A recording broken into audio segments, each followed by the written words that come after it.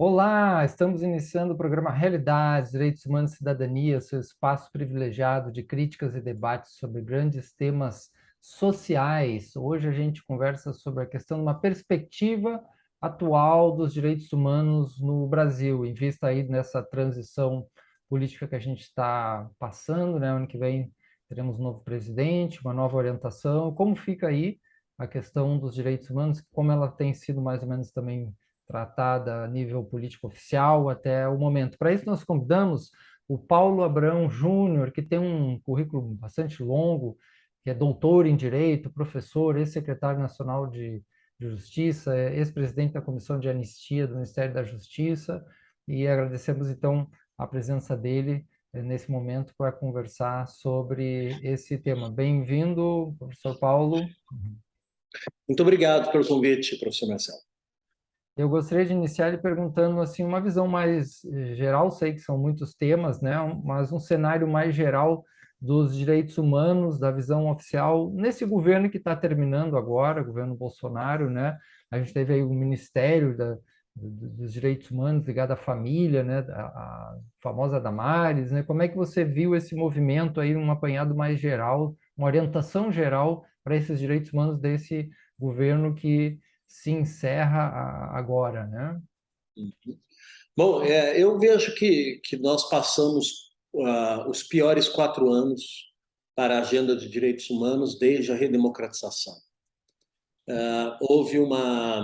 Durante o processo eleitoral, houve uma tentativa de partidarizar a discussão sobre o respeito aos direitos humanos, para poder exatamente capitalizar eleitoralmente o presidente Bolsonaro, tentando mobilizar opiniões, manipular, na verdade, opiniões de setores conservadores com visões estigmatizadas a respeito dos direitos humanos, de que eles representariam, na verdade, uma agenda contrária aos valores cristãos, ou contrária aos valores mais tradicionais, ou contrária à família brasileira, sendo que, na verdade, os direitos humanos é a agenda que pode permitir a convivência social pacífica, é a agenda que estabelece princípios e valores comuns dentro da sociedade e é a agenda que assegura que as famílias vão ter uma possibilidade de construir seus projetos de vida sem interrupção arbitrária por parte do Estado, respeitada a pluralidade de visão de cada uma delas,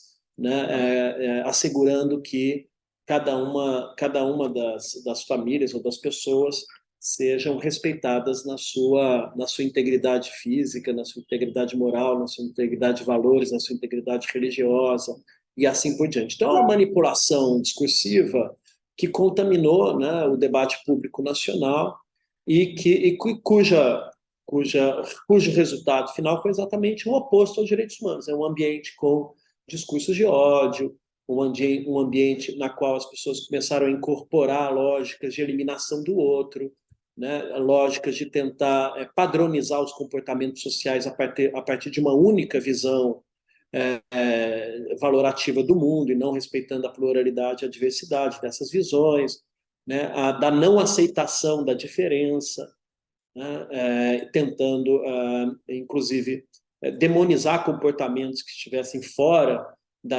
do pensamento único a respeito da sociedade.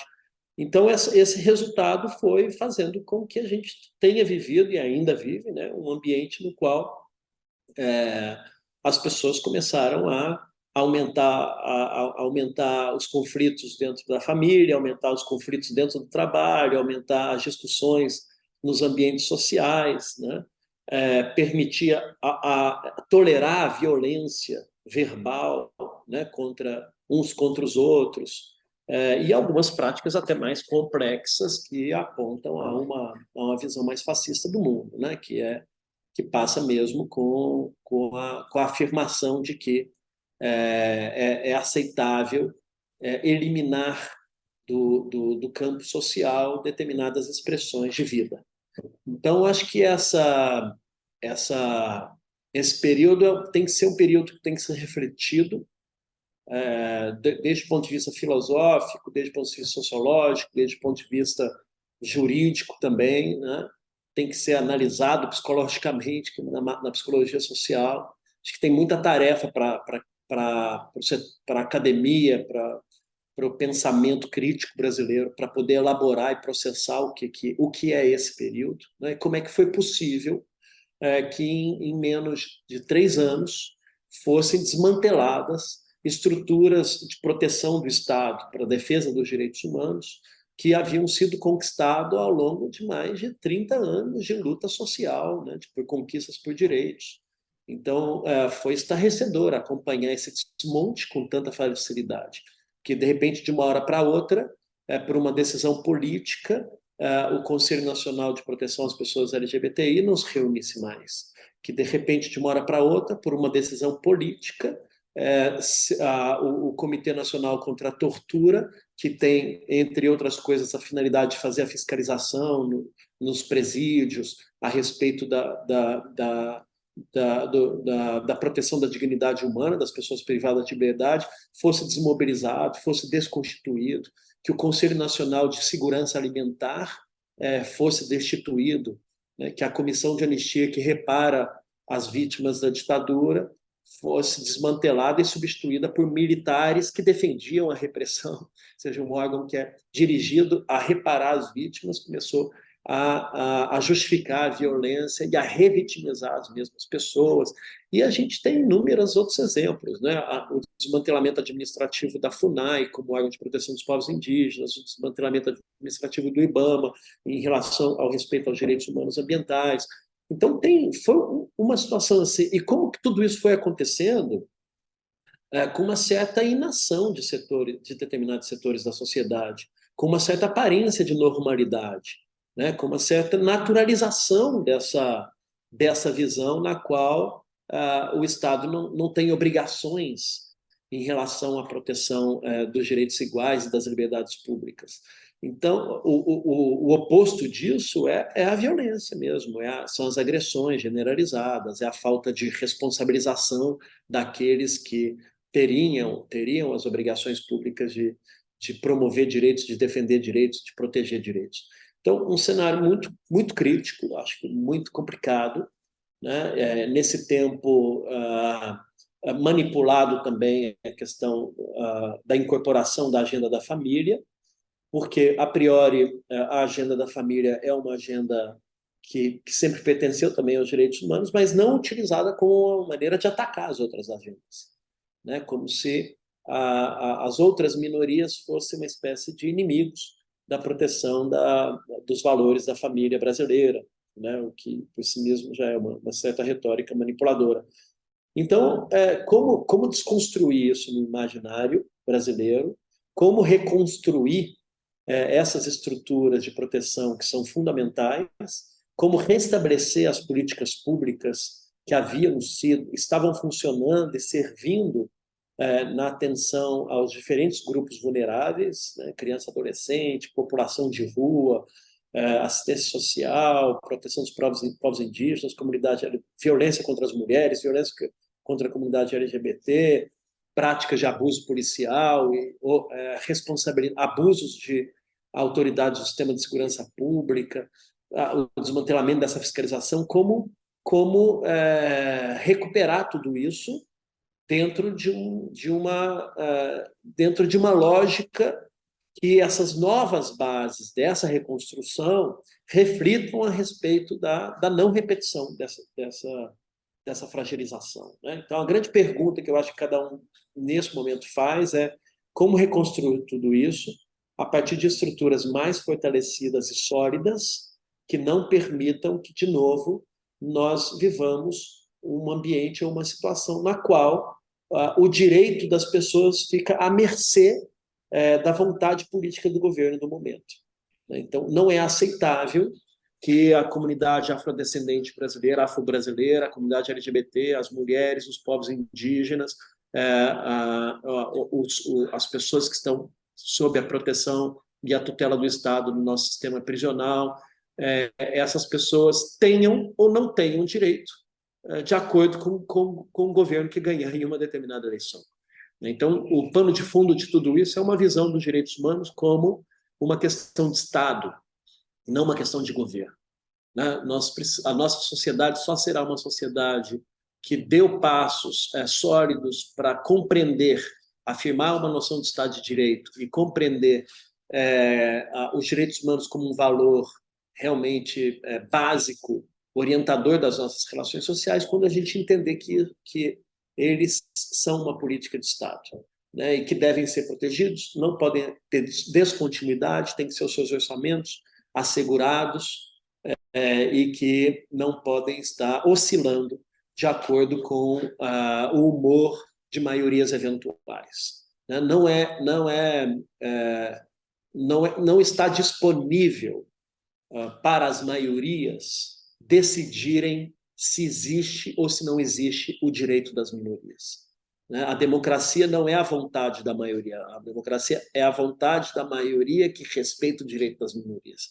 Então, superar esse senso comum, acho que é um grande desafio. De alguma maneira, começou a ser feito durante o processo eleitoral. O resultado das eleições também pode ser reflexo de uma certa consciência a respeito desse estado impensável de coisas que a gente estava vivendo antes.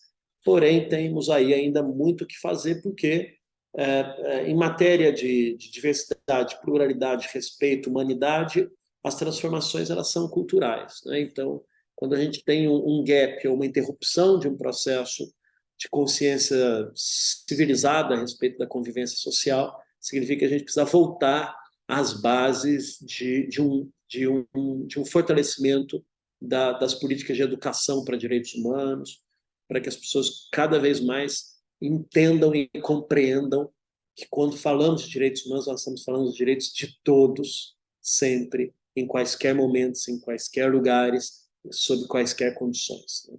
Mas é uma luta que segue adiante. Muito bom, muito esclarecedor, né? Nesse tempo deu para ter um panorama de um tema que é tão amplo e importante, mas de fato dos problemas que se assomaram nesses últimos anos, nessa concepção e nessa prática e, na verdade, de uma diminuição imensa, né, das garantias de direitos aí do que aconteceu no Brasil. Mas vamos fazer um pequeno intervalo, depois a gente continua para ver as perspectivas agora daqui para frente aí com Paulo Abrão Júnior nessa perspectiva dos direitos humanos no Brasil. Logo, logo voltamos.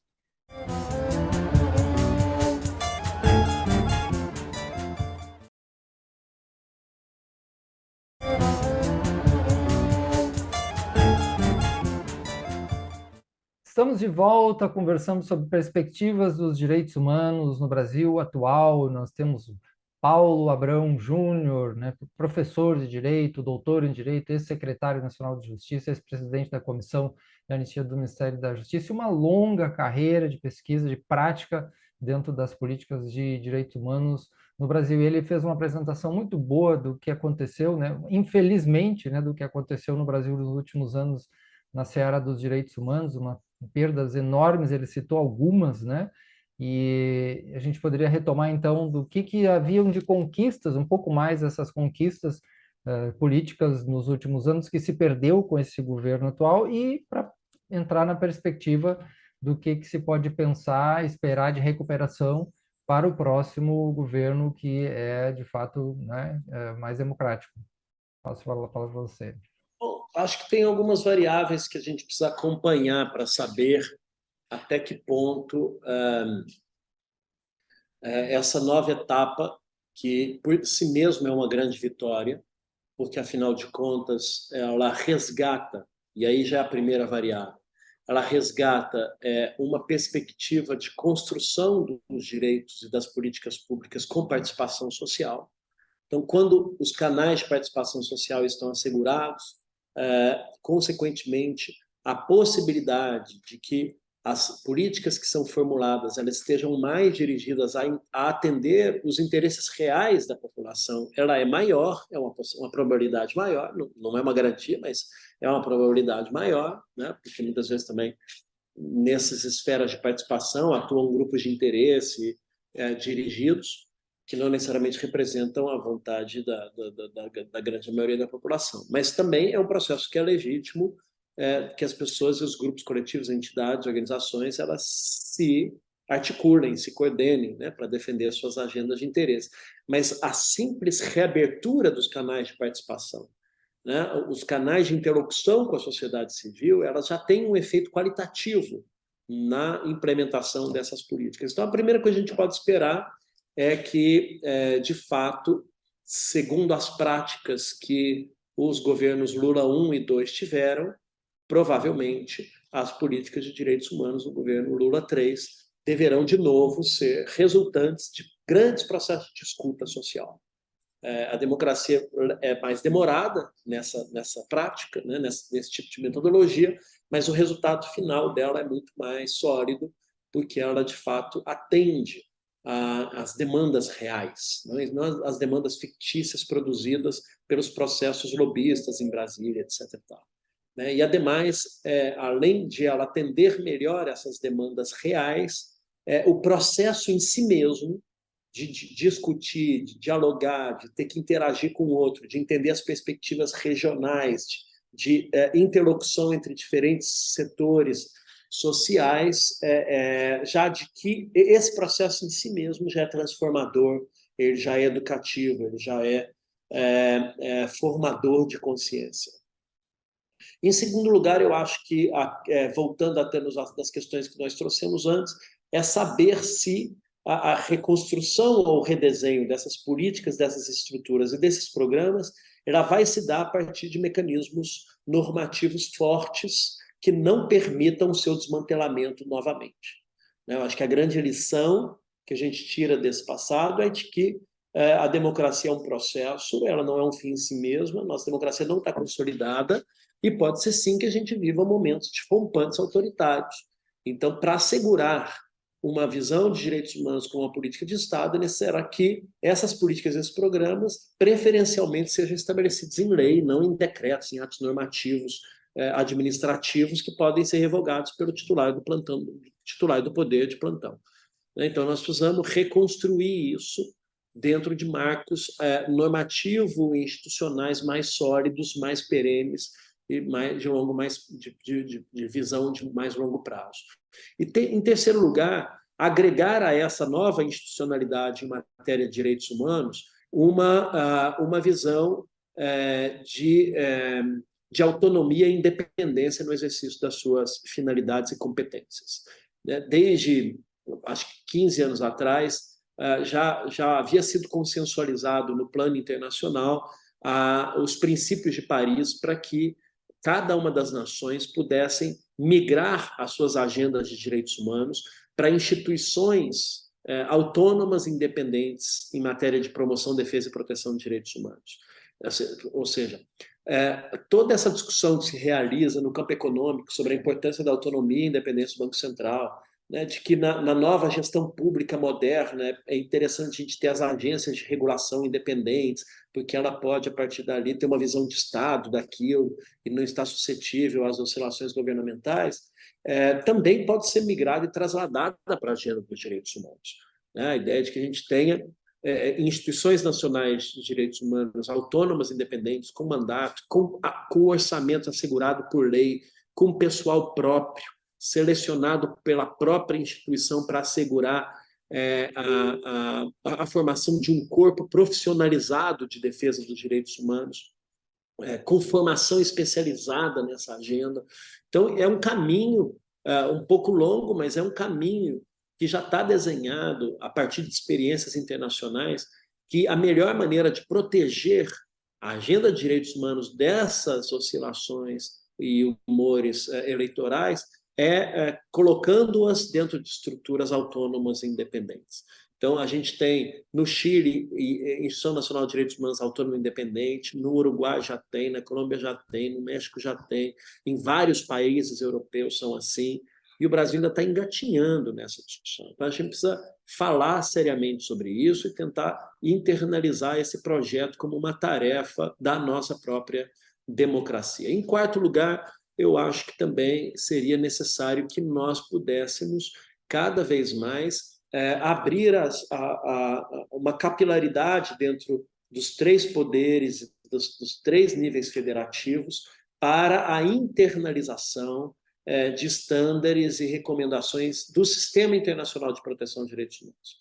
Porque o que são os direitos humanos, se não pisos comuns de direitos, né? Ideias de garantias às quais nós queremos agregar uma vocação e uma característica universal, ou seja, de que todas as pessoas têm direito daquilo em qualquer tempo, em qualquer lugar que ela estiver.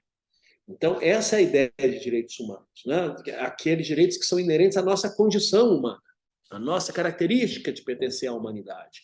Então, a construção dessa noção, dessa visão universal dos direitos humanos, ela depende da internalização dentro da nossa ordem jurídica de tratados e convenções internacionais, que estabelecem vários estándares jurídicos que ajudam a orientar, inclusive, os processos de decisão dentro das autoridades públicas, dentro dos três poderes, no judiciário, no legislativo e no executivo. Então, nós precisamos, cada vez mais, estar mais atentos e comprometidos em implementar dentro do Brasil compromissos internacionais que as nações estão assumindo, né? Porque entendem que esses compromissos apontam para a construção de um mundo, né, de uma ordem global pacífica, de uma ordem global onde existe uma governança multilateral, de uma ordem global onde, se o brasileiro resolver sair do Brasil e ir para fazer turismo em algum outro lugar ou morar em outro lugar como parte do seu direito humano à migração, ele será respeitado também, independentemente de onde ele estiver ou quando for esse seu deslocamento, essa sua migração humana. Então, também essa é uma noção que vai disputando uma certa vocação de sociedades democráticas, plurais, que, se forem cada vez mais disseminadas, a perspectiva é de que a gente possa, e no fundo pode parecer muito romântico tudo isso, mas viver em sociedades melhores, mais acolhedoras, né, mais protetivas, nas quais exista menos sofrimento, menos injustiça, menos desigualdade. Acho que essas lutas refletem determinadas esperanças que quando a humanidade desiste dessas esperanças, a gente vive ciclos históricos muito dramáticos, como foram, por exemplo, as próprias grandes guerras mundiais. Então, acho que a gente tem que estar atento para esse tipo de processo. Acho que o Brasil tem que ter uma abertura ao mundo, tem que estar aberto ao escrutínio internacional, tem que estar aberto a se articular internacionalmente também na construção desses estándares, porque a gente só tem a ganhar com isso, né? E muitas vezes existe uma certa vantagem da construção internacional desses direitos, exatamente porque dentro dos países existem obstáculos que podem ser exatamente eleitorais, podem ser religiosos, podem ser sociais, podem ser econômicos, que impedem que as autoridades dentro dos seus próprios países implementem determinadas decisões. Mas elas podem elas podem ser incorporadas a partir de compromissos das nações no âmbito internacional, o que também vai facilitando para que as pessoas defensoras de direitos humanos que estão localizadas em diferentes instituições, algumas no campo social, algumas no campo acadêmico, outras no campo institucional ou governamental, elas também tenham mais argumentos e fortaleçam as suas posições para poder defender esses direitos, promover, né, e disseminar esses valores. E, por último, a noção crucial de uma sociedade civil forte, né? O que melhor nos ensina todos esses momentos dramáticos é que, na situação mais difícil, o que sobra somos nós como sociedade civil organizada. Então, quando as instituições são atacadas, os nossos direitos são atacados, ou um ambiente social e institucional, existe uma certa conivência que permita transgressões aos valores respeitosos aos direitos humanos, a resistência se constrói a partir da sociedade civil organizada. E então nós viemos de 4 anos de uma acumulação de forças dentro da sociedade civil. Nós nunca tivemos talvez comparativamente apenas pós-redemocratização, pós-Constituição de 88, tanta emergência de novos coletivos, novas entidades, novas organizações, novas ONGs, novos movimentos, novas formas de associação social, e que culminaram ao redor de a construção de redes para poder conquistar a democracia, para poder defender os direitos das pessoas. Então, a gente chega num momento, passada essa fase difícil, no momento onde a gente teve uma nova resistência democrática, que amalgamou muitas forças sociais, que criou novos movimentos e que culminou no resultado eleitoral que reposiciona as condições para a reconstrução desses direitos, mas que não pode se desmobilizar. E até porque essa é a lição, né? A lição da eterna vigilância.